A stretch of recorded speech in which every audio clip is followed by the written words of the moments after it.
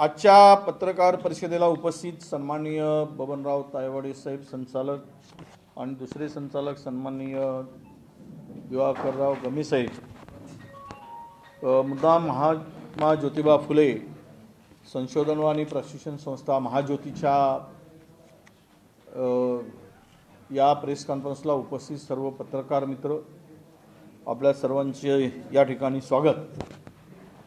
महाज्योती संस्थेच्या एकूण ध्येय धोरणामध्ये आणि महाज्योतीचा एकूण कार्यभार कशा पद्धतीने चाललेला आहे, ओबीसी विद्यार्थ्यांच्या उन्नतीसाठी प्रगतीसाठी, ओबीसी शेतकऱ्यांच्या प्रगतीसाठी मेमोरंडम ऑफ असोसिएशनमध्ये याचा स्पष्ट उल्लेख आहे आणि ओबीसी समाजाच्या सर्वांगीण विकासासाठी ही संस्था तयार झाली आहे। केवळ विद्यार्थ्यांना प्रशिक्षण देणं हाच एकमेव उद्देश नाही, तर ओबीसी विद्यार्थ्यांना प्रशिक्षण दिल्यानंतर त्यामध्ये त्यांना नोकरीसुद्धा मिळाली पाहिजे, ते स्वतःच्या पायावर उभं राहिले पाहिजेत। शेतकरी, ओबीसी शेतकरी हा समृद्ध झाला पाहिजे, त्याच्या माध्यमातून त्याला आर्थिक बळ मिळालं पाहिजे। अशा अनेक बाबींचा समावेश या महाज्योतीच्या आपल्याला ध्येय धोरणामध्ये आहे।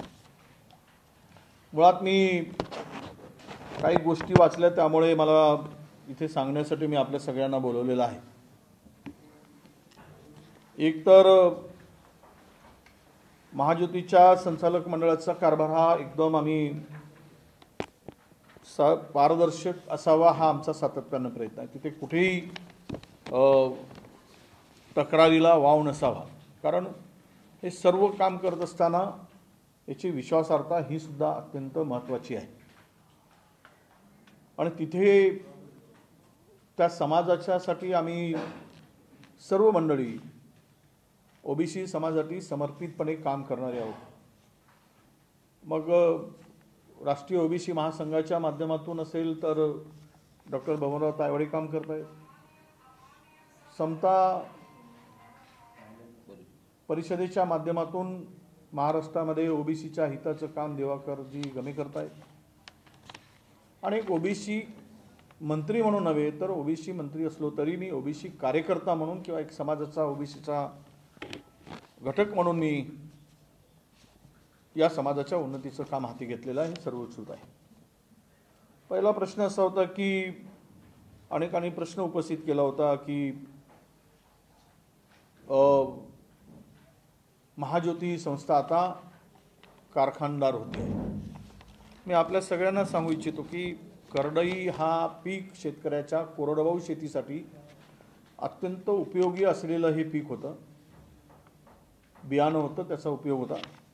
जिथे पाण्याची आवश्यकता नाही, जनावरांपासून संरक्षणाची आवश्यकता नाही, फॉरेस्ट वाईल्ड लाईफपासून सुद्धा या पिकाला कुठलाही धोका नाही, कुणी शिरून त्या शेतामध्ये जाऊन त्याचा नाश करू शकत नाही।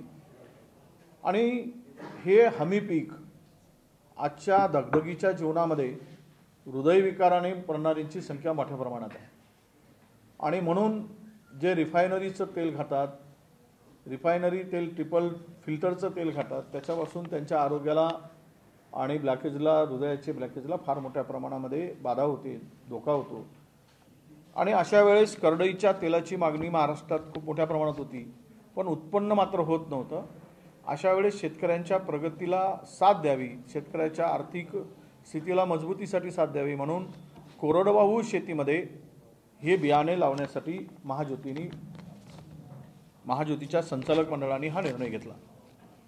आणि साधारणतः याच्यामध्ये 6,949 शेतकऱ्यांना आपण 6,464 हेक्टरमध्ये साधारणतः 16,162 क्षेत्रामध्ये या लागवडीसाठी बियाणे उपलब्ध करून दिले।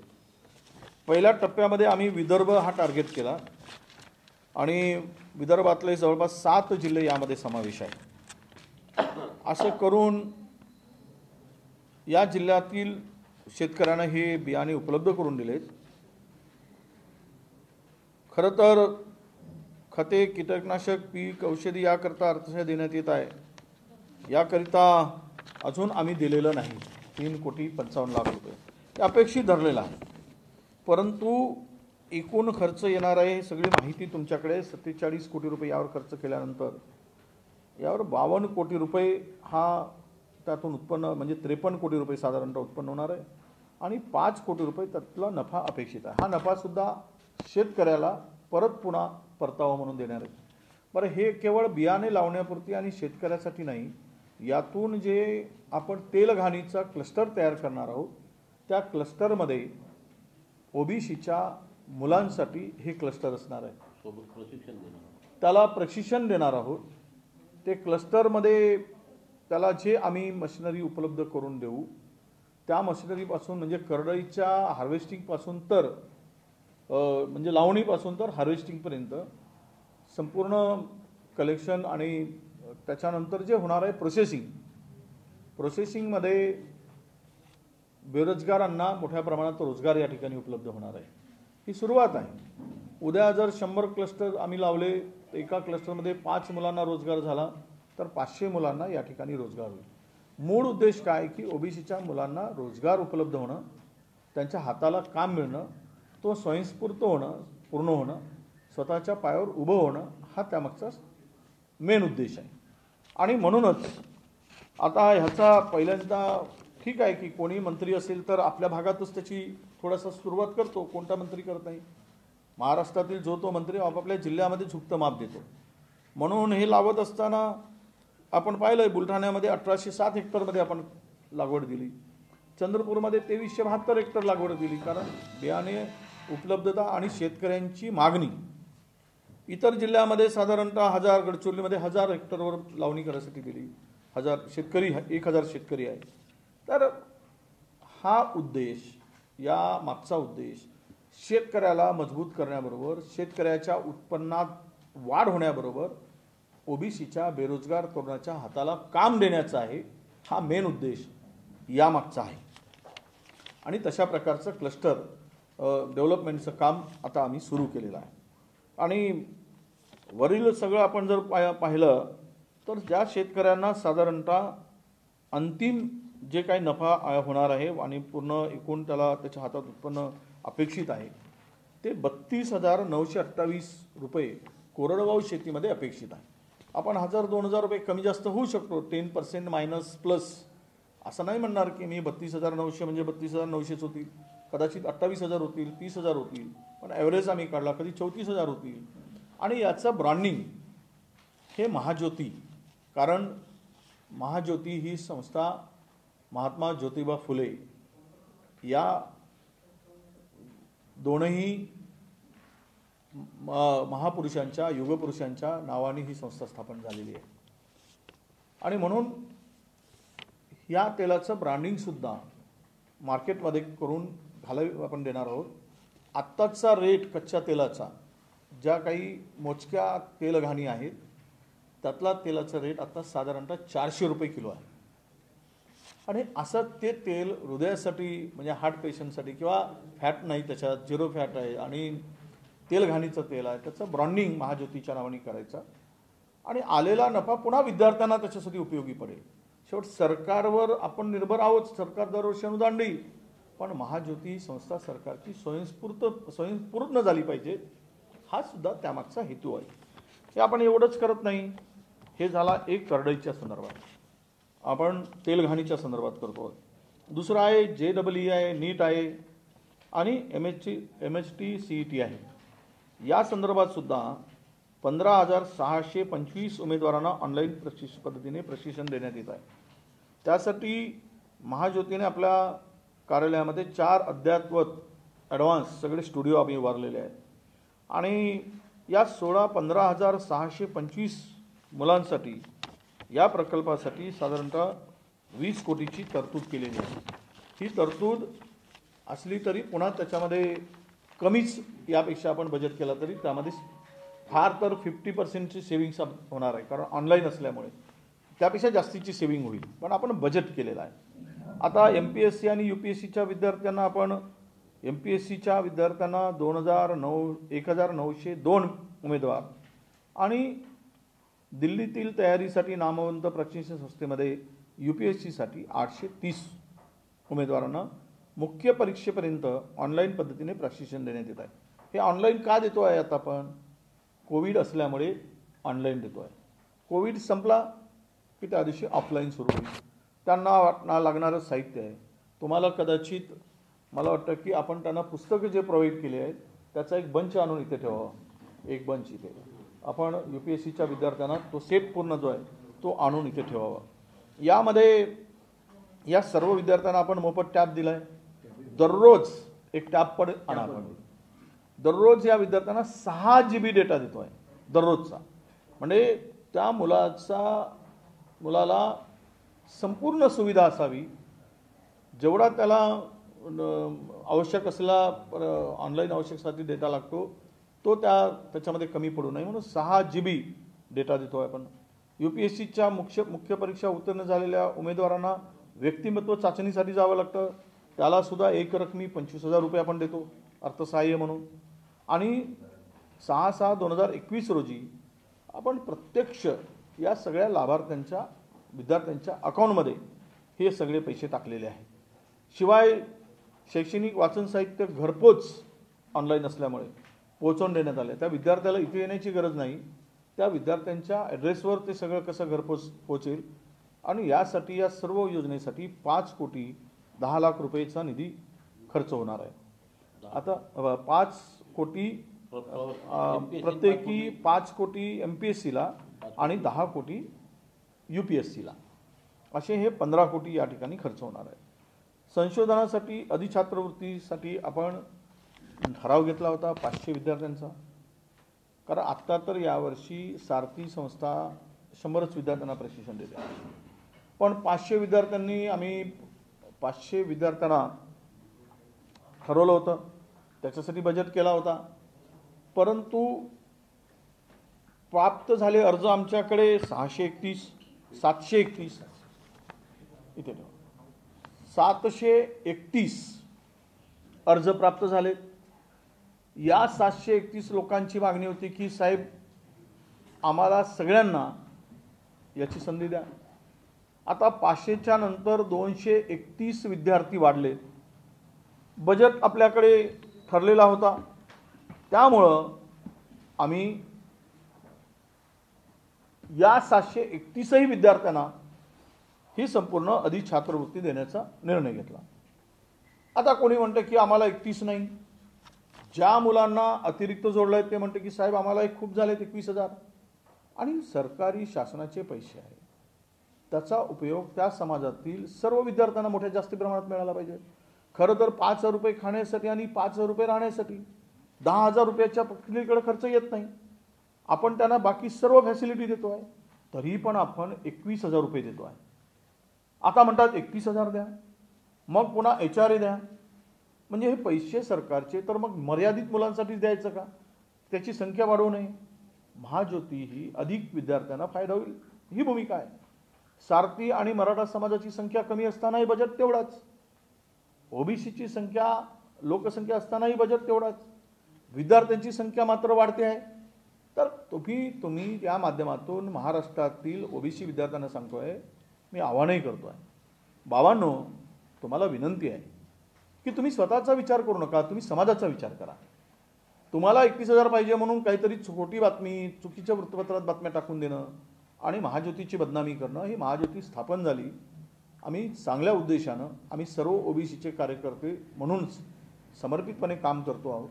तर आम्हाला यामध्ये कुठेही तुम्ही आम्हाला या संस्थेच्या माध्यमातून बदनाम करू नका. आम्ही विरोधक कसे असू शकतो OBC विद्यार्थ्यांचे? आमच्या रक्तात OBCचं रक्त आहे. त्यामुळे हे जे काही मर्यादित मुलं याला विरोध करतात. परंतु 731 विद्यार्थ्यांना आम्ही 21,000 प्रमाणे देतो आहोत. मला वाटतं की सारथी किती देते, बार्टी किती देते, तर त्यांची विद्यार्थी संख्या कमी आहे आणि यामध्ये हे सर्व विद्यार्थ्यांचं काम होणार आहे. आता कमर्शियल पायलटची जाहिरात आली त्यावेळेसही प्रश्नचिन्ह निर्माण झाला होता. कोणीतरी महाभागानी शहाणपणा करून आमच्या विरुद्ध टाकली बदनामी की खाजगी संस्थेलाच पैसे देऊन टाकले. आम्ही काय मूर्ख आहो काय? ओबीसीच्या हक्काचे पैसे शासनाने दिलेले खाजगी संस्थेला देऊन पैसे बुडवण्यासाठी देणार आहोत? ही संपूर्ण पायलट ही जे कमर्शियल आहे हे गव्हर्नमेंटचं आहे, त्याचा कंट्रोल विभागीय आयुक्ताकडे आहे. आणि म्हणून आपण ह्याही संदर्भात थोडासा विचार केला पाहिजे.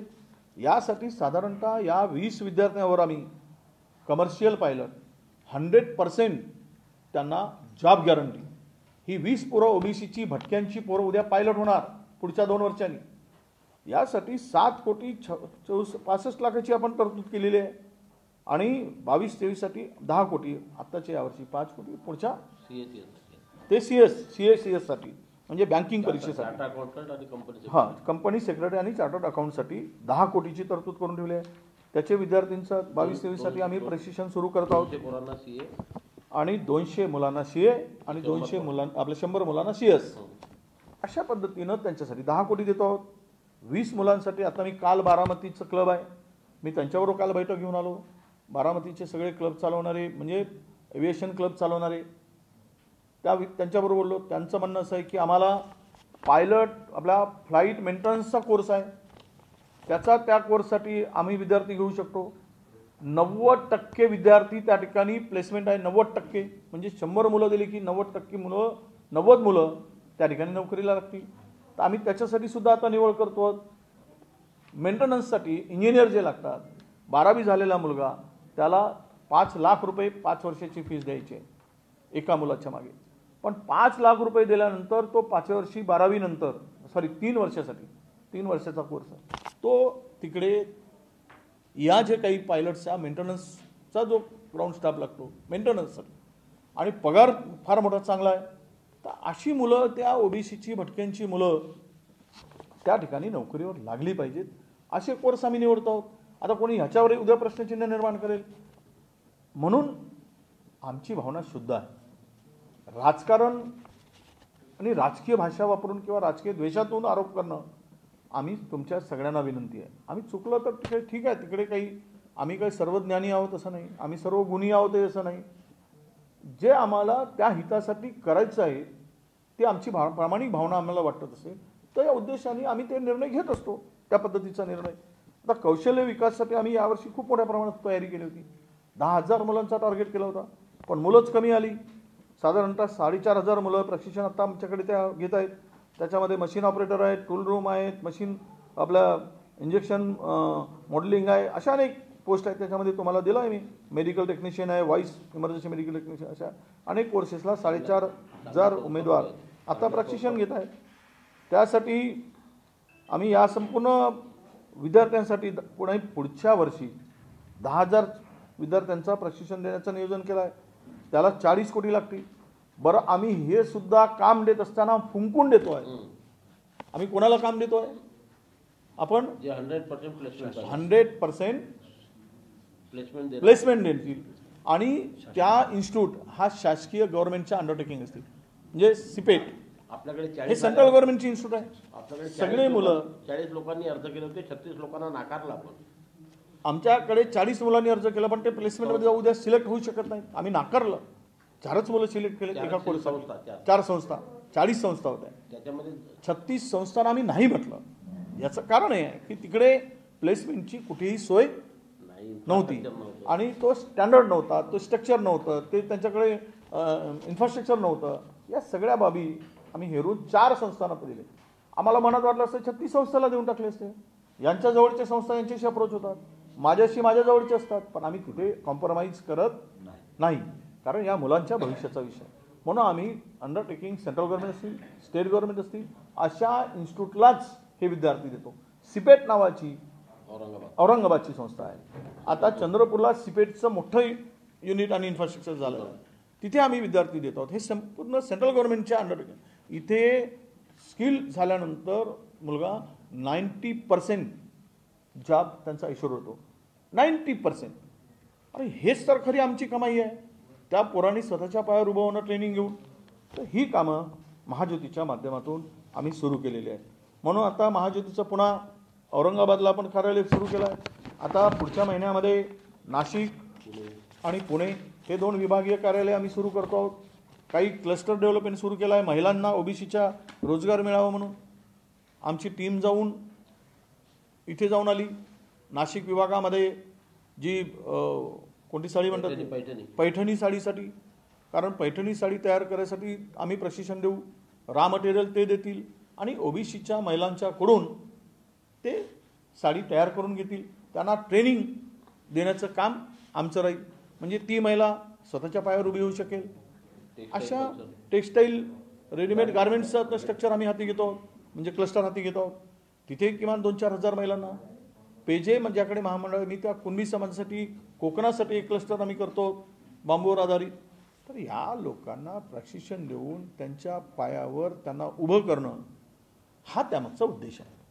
या दृष्टीने ही संस्था काम करते आणि त्यासाठी मला सर्वांना ओबीसी बांधवांना तुम्ही कोणी कोणत्या पक्षाचे असू द्या पण आरोप करून तुम्हाला ती मतामध्ये मतं मिळतील त्यासाठी कुठलं तरी चुकीचं स्टेटमेंट करून या संस्थेला बदनाम करू नका. काय माहिती पाहिजे असेल चुकत असेल तुम्ही आम्हाला पत्र लिहा की तुमची योजना चुकीची आहे, आम्ही त्यामध्ये काय दुरुस्त करायचं तर करू. पण माहिती अर्धवट न घेता कोणीतरी महाभागांनी सांगितलं म्हणे की वडेट्टीवारांनी आपल्याच मतदारसंघात करडईचं कामला केलं. माझ्या मतदारसंघात काय 250-300 शेतकरी आहे 6,000 मधून. आता ह्याला कोण बोलणार? कारण माझ्याकडे भाताचं पीक जास्त होते, करडईचं पीक आम्ही कुठे घेतो? चिमूर, वरोरा, राजुरा, भद्रावती. हा काय माझा मतदारसंघ आहे का? असं काहीतरी बदनामी करायची आणि आरोप करायचे. मला तुमच्या सगळ्या प्रेसच्या माध्यमातून पत्रकार मित्रांना सुद्धा विनंती आहे की तुम्ही आम्ही चांगले निर्णय घेतो ते दाखवले पाहिजे. तुम्ही एखादी गोष्ट चुकत असेल तर ती दाखवाच, पण त्याला बदनामीचं स्वरूप देऊ नका. चुका माणसाच्या हातून होत असतात, चुका माणूसच करतो, चुका कोण करत नाही. पण त्याला बदनामीचं स्वरूप देऊन आम्ही समर्पितपणे काम करणारे लोक आहोत. या संस्थेला बदनाम होईल असं नका करू. कारण 52% राज्यातील ओबीसीच्या हक्काचं हे व्यासपीठ आहे, हक्काची संस्था आहे. भविष्यात खूप गोष्टी करायच्या आहेत. म्हणून आपल्याला आजच्या प्रेसच्या निमित्तानं सर्व माझ्या महाराष्ट्रातील ओबीसी बांधवांना नम्र विनंती आहे की आपण स्वस्वार्थ बघू नका, समाजाचा स्वार्थ बघा. स्वतःच्यासाठी काही मिळालं नाही म्हणून बदनामी करू नका, तर समाजाला काय मिळत आहे हे आपण पाहिलं पाहिजे. अनेक निर्णय ओबीसीच्या संदर्भात मी मंत्री झाल्यानंतर घेतले. 60 वर्ष ओबीसीचा माणूस प्राध्यापक होऊ शकला नसता. नवीन बिंदू नामावलीप्रमाणे बिल आणलं आम्ही सभागृहात, मी आणि भुजबळ साहेबांनी ते मंजूर करून घेतलं. आज तो मी आणि भुजबळ साहेबांच्यामुळे हा निर्णय सुटू शकला. नाहीतर विषयानुसार ज्यावेळेस हे आरक्षण होतं त्यावेळेस आपल्या ओबीसीचा उमेदवार लागूच शकत नव्हता प्राध्यापक म्हणून. 8 जिल्ह्याचं रिझर्वेशन तो निर्णय आपण घेतला की आज त्या निर्णय घेतल्यामुळे ओबीसीच्या विद्यार्थ्यांना 19% आरक्षण आता तुम्हाला प्राध्यापकाच्या रिक्रुटमेंटमध्ये मिळणार आहे. 8 जिल्ह्यातील ओबीसीचा आरक्षण वर्ग 3 आणि वर्ग 4च्या नोकरीमध्ये पूर्ण कमी झाला होता. मागच्या वेळच्या लोकांनी खूप प्रयत्न केलेत, करतो सांगितलं, पण मी मंत्री झाल्यानंतर आम्ही करून दाखवलं. कॅबिनेटमध्ये 10 कॅबिनेटमध्ये हा विषय काढला. त्यावेळेस ती समिती तयार झाली. आम्ही त्याचे चटके भोगलेले आहेत. उदाहरण दाखल झालं तर गडचिरोलीमध्ये 600 पोलिसांची भरती झाली, 30च पोरं ओबीसीचे लागलेत मागच्या वेळेस. त्यावेळेस ओबीसीमध्ये असंतोष झाला, मुलं रस्त्यावर उतरली, आंदोलन केले. त्यावेळेस मी शब्द दिला होता की आम्ही करू. सरकार आमचं नव्हतं त्यामुळे करता आलं नाही. सरकार आलं, आम्ही करून दाखवलं. आता 300 जागाच्या भरती आहेत. 300 जागांच्या पोलिसाच्या भरतीमध्ये आता ओबीसींची मुलं 51 लागत आहे, 19% 57 लागत आहे. तर हे जे व्याज परतावा आणि हे सगळं काम आम्ही करतो. आता नवीन पुन्हा घेतलं आहे की व्याज परतावा योजना ती सुरू केलेली आहे.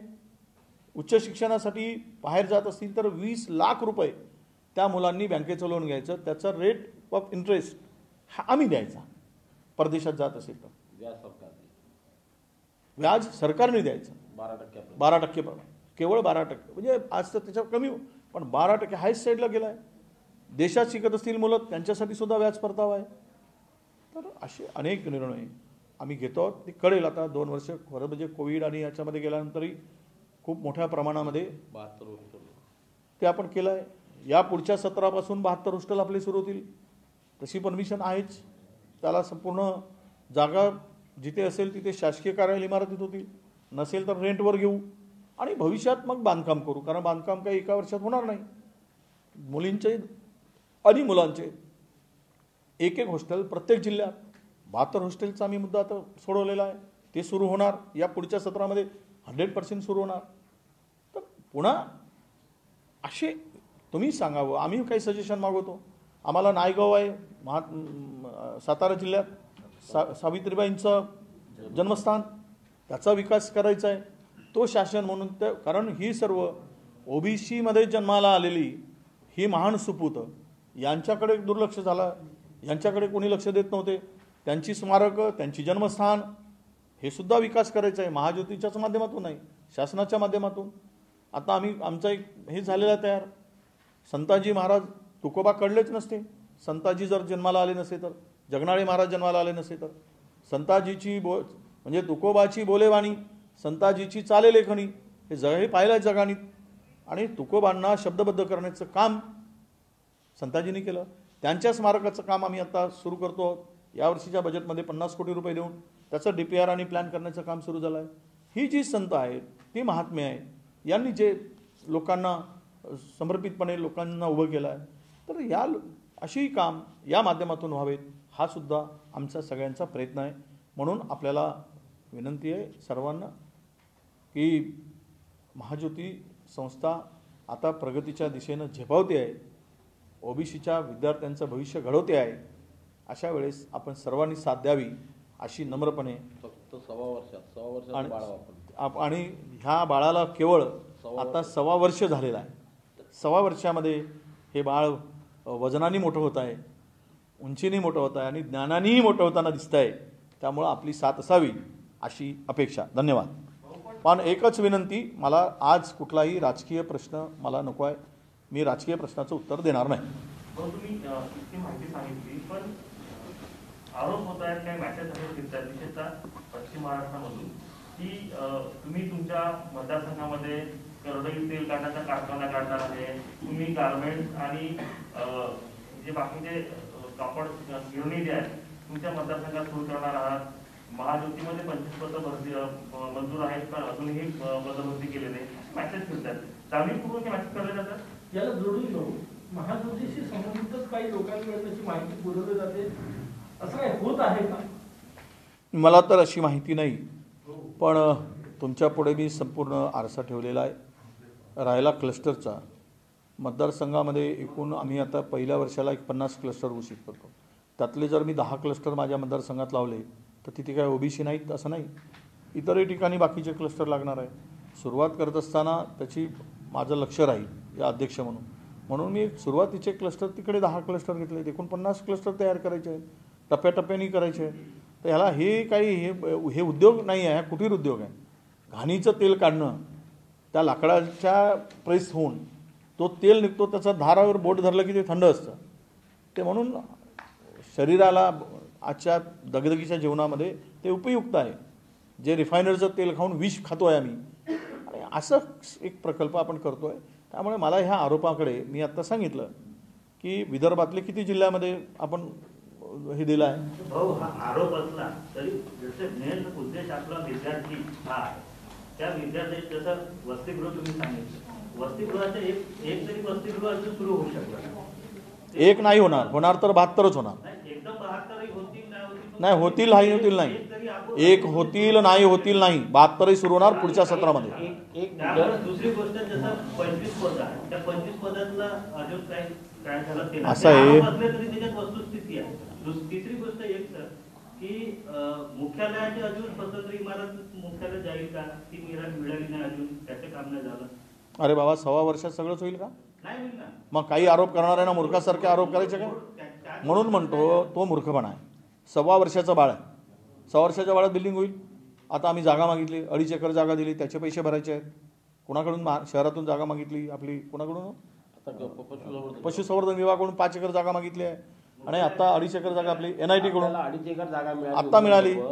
प्रयत्न करावे लागतात. 6-6 महिने जातात फाईलमध्ये. माझ्या एकट्या विभागाशी संबंधित नाही. NIT कडनं 2.5 एकर जागा मिळाली NIT कडून. पण आम्हाला ती आम्ही 20 एकर मागतो. आता राहिले 25 पदं भरायचा.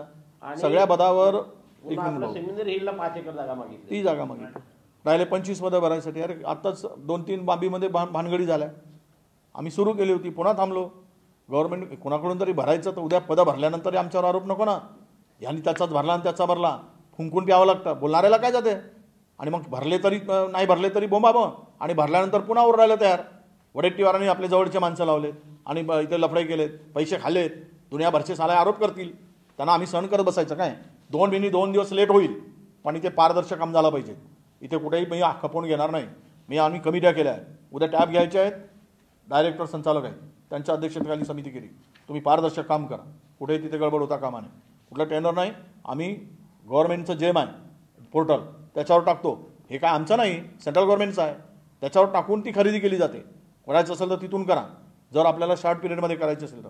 नाहीतर टेंडर करा, समित्या तयार करा. या समित्या या लोकांच्या संचालकाच्या, कारण मला वेळ मिळत नाही अध्यक्ष म्हणून, संचालकांच्या उपस्थितीमध्ये समिती करून काय प्रोक्युरमेंट असेल, काय खरेदी करायची असेल, काय रिक्रुटमेंट असेल तर ते ओपन केलं पाहिजे. आरोप काय तथ्याला. आता राहिले 72 हॉस्टेलचा विषय.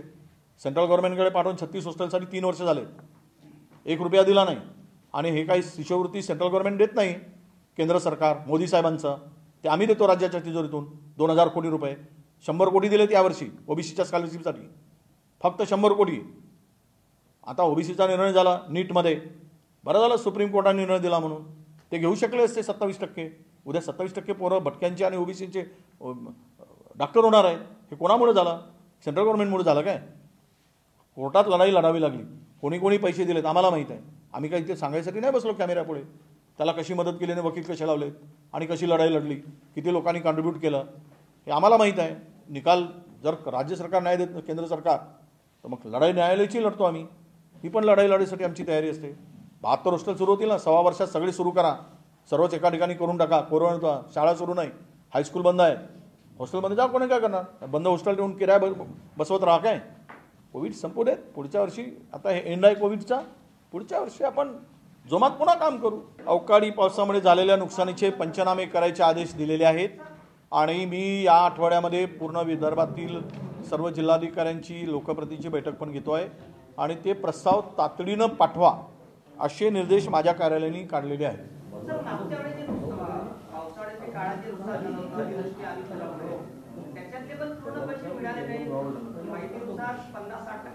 हे बघा, हे ज्या तक्रारी करतात ना, हे ज्यांचे अकाउंट क्लिअर नाही, ज्यांचा डीबीटीमध्ये रेकॉर्ड बरोबर नाही, नंबर चुकला असेल, असे लोक करतात. 90 मी रेकॉर्डवर सांगितलं आहे. मागच्या वेळेस विधानसभेमध्ये प्रश्न निघाल्यानंतर मी सांगितलं 93% लोकांना पैसे मिळाले. मी रेकॉर्डवर आणलं आहे, हाऊसच्या टेबलवर फ्लोअरवर आणलेला आहे. त्यामुळे जे 13% आता आहेत, आपल्या 7%, हे केवळ त्यांच्या काही अडचणी असतात, आपसात मतभेद असतात, त्यांचे अकाउंट नसतात. 15,000 केली, 1825 केले, आणि त्याच्यामुळे जी अमाऊंट वाढली, ती अमाऊंट देता आली नाही शासनाला. त्याच्यामुळे पूर्ण पैसे अनेक शेतकऱ्यांना पैसे मिळाले, जे मिळाले निम्मे मिळाले. कशाचे. आपण जी रक्कम वाढवली होती ती 13,500ची 15,000 केली, आणि फळ पिकांची 18,000 ची 25,000 केली हेक्टर नुकसान भरपाईची. याच्यामुळे जो प्रशासनाचा अहवाल होता तो नव्यानं पाठवावा लागला वाढीव रक्कमचा. ही वाढीव रक्कमचा अहवालाच्या नुसार जी रक्कम मिळायला पाहिजे होती मदतीची, ती मिळाली आहे. मिळेल ना, ही रक्कम मिळेल. असं आहे की सगळ्यांना माहीत आहे, शेतकऱ्यांचे पैसे मागच्या वर्षी टाकलेत नाही. 2,000 रुपये मोदी साहेब टाकतो म्हणले तर काऊन नाही टाकले. कारण पैसे नव्हते, कोविड होता. आले की पैसे टाकू हळूहळू.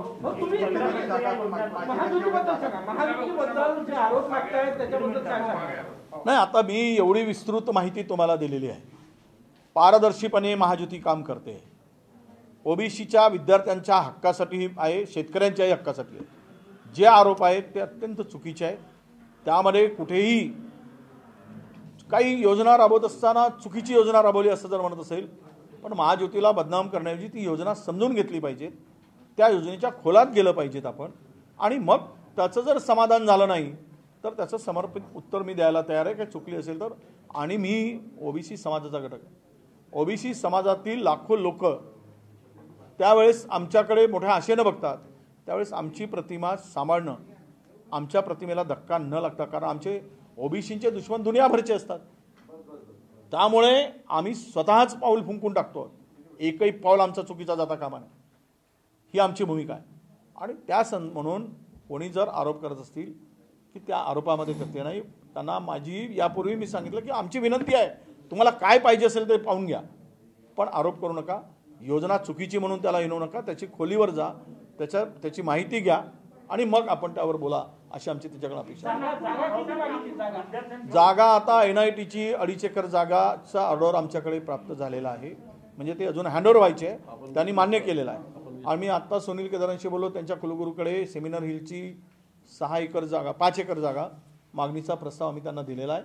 आणि हॉस्टेल आणि ऑफिस तसं आहे. आम्ही खरं म्हणजे NITकडे 20 एकर जागा मागणीला आहे.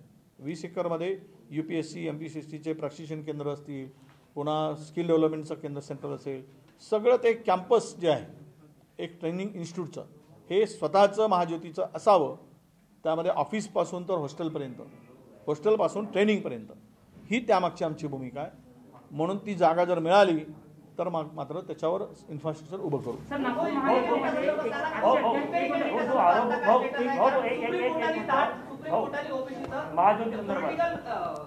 विद्यार्थ्यांच्या आरक्षणाला हे दिलं आहे, म्हणजे मान्य केलं आहे. एम्पिरिकल डाटा जे राजकीय आरक्षणाचा आहे, कारण तोही डाटा आपल्याला द्यायचा आहे, ते सुप्रीम कोर्टातच ठेवले आहे. हा केव्हापर्यंत येईल? कारण आपण असं म्हणतोय आता महानगरपालिकेच्या निवडणुका लागल्या आहेत, 2 महिन्यांनी आहेत, आणि आपण ओबीसी सोबतच निवडणुका व्हायची आपली भूमिका आहे. तो डाटा केव्हापर्यंत येईल आणि सुप्रीम कोर्टात केव्हा सादर करून रिस्टोर व्हायसाठी नाही, त्याचं काम सुरू झालेलं आहे, ते लवकर अपेक्षित आहे. 17 तारखेला आता कोर्टामध्ये ती केस आहे, सुप्रीम कोर्टामध्ये, आणि 17 तारखेच्या निकालाकडे, कारण ती केस केवळ महाराष्ट्रापुरती मर्यादित राहिली नाही, तर हा देशासाठी झालेली आहे. देशातील 6 राज्यांनी, खरं तर दुर्दैव आहे महाराष्ट्रातील ओबीसींचं की केंद्र सरकार दुजाभावपणे वागतो. पुन्हा आरोप करतो आहे मी, कारण आत्ता जे एफिडेव्हिट दिलं मध्य प्रदेश आणि कर्नाटक या राज्यातील आंदोलन स्थगित झाल्यानंतर ओबीसीचं, मग नव्यानं एफिडेव्हिट द्यावा लागला आणि केंद्र सरकारने नवीन एफिडेव्हिट देऊन सुप्रीम कोर्टाला विनंती केली की ओबीसीच्या या रिझर्वेशनशिवाय, हे आरक्षणाशिवाय निवडणुका शक्य नाही. म्हणून आम्हाला एम्पिरिकल डाटा सर्व राज्याला वाढवून तयार करण्यासाठी 4 महिन्याची मुदत द्या. 4 महिन्यामध्ये डाटा होणं शक्य नाही, कारण ते वाचल्यानंतर कॅबिनेटमध्ये चर्चा झाली. म्हणूनच कॅबिनेटने एकमताने ओबीसीचा एम्पिरिकल डाटा गोळा होत नाही तोपर्यंत निवडणुका पुढे ढकलाव्यात, एकमताने, एका पक्षाने नाही, सर्व पक्षांनी तसा ठराव पास केला आहे. तो ठराव पाठवलेला आहे. 17 तारखेला आम्ही सुप्रीम कोर्टामध्ये पुन्हा अपेअर होतो आहोत आणि ती विनंती आम्ही पुन्हा करतो. मला वाटतं की आयोगाचं काम सुरू झालं आहे, आयोगांचं पत्र आणि त्यांचे पदभरणीचं कामही सुरू झालेलं आहे. असलेला निधी बजेटेड केलेला आहे. कधी आला त्यांचा प्रस्ताव तर तेवढे निधी त्यांना उपलब्ध करून देण्यात येईल. निवडणूक आयोग तयार नाही, निवडणूक आयोगाने नोटीस भूमिका स्पष्ट केली आहे की सुप्रीम कोर्टाचे त्या सगळं निकाल आला आहे आणि आम्ही त्याच्यानुसार निवडणुका घेऊ. राज्य निवडणूक आयोग घेतील. मग मध्य प्रदेशामध्ये ओबीसीवर लाठीमार झाला ना, आम्ही करायला लावला काय? ओबीसीचा मध्य प्रदेशात ओबीसीनी पॉलिटिकल आरक्षण मागण्यासाठी मोर्चा काढला तर लाठीमार करणार होता शिवराज सिंग होता.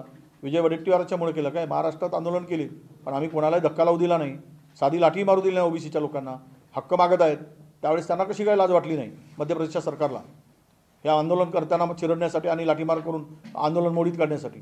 हा विषय आता महाराष्ट्रापुरती नाही, हा विषय आता देशासाठी लागू झालेला आहे. सुप्रीम कोर्टाचा निकाल हा देशाला, आम्ही पहिल्यांदा म्हणालो होतो हा निकाल देशासाठी लागू होईल. कोणत्याच राज्याने एम्पिरिकल डेटा गोळा केलेला नाही, महाराष्ट्रच काय त्याच्यात दोषी आहे. त्यामुळं सर्व गोळा करण्यासाठी जो वेळ लागेल तो वेळ सुप्रीम कोर्टाने द्यावा ही विनंती आम्ही केली.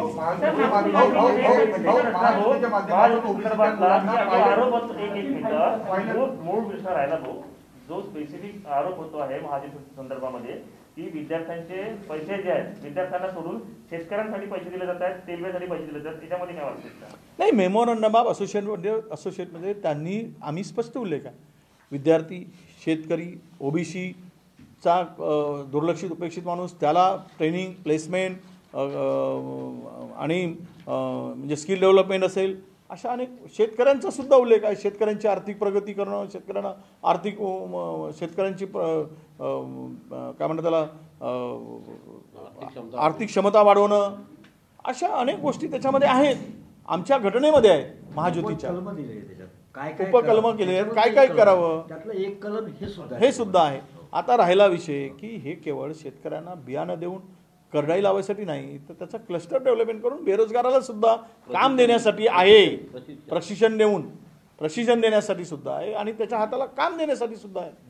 तर त्यामुळे हे आरोप अजिबात तथ्यहीन आहेत संस्थेचं नाव संशोधन व प्रशिक्षण आणि हे सुद्धा बीज आम्ही घेतली नाही. महाज्योतीनी म्हटलं आरोप होईल महाबीज करून. मध्ये 881 पद भरली गेली. ओबीसीची जागा 238 होती, मात्र 114 भरली गेली आहे. कुठे महामेट्रोमध्ये, नागपूर मेट्रोमध्ये.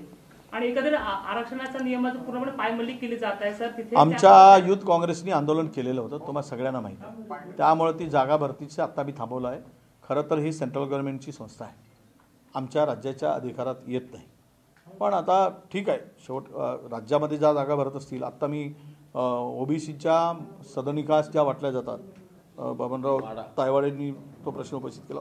आता मी त्या मंत्र्यांना पत्र लिहिलं आहे, आमचे गृहनिर्माण मंत्र्यांना, की तिथे सुद्धा ओबीसीचं आरक्षण ठेवावं आणि तिथे सुद्धा सदनिका देत असताना ओबीसीचा टक्का फिट करावा.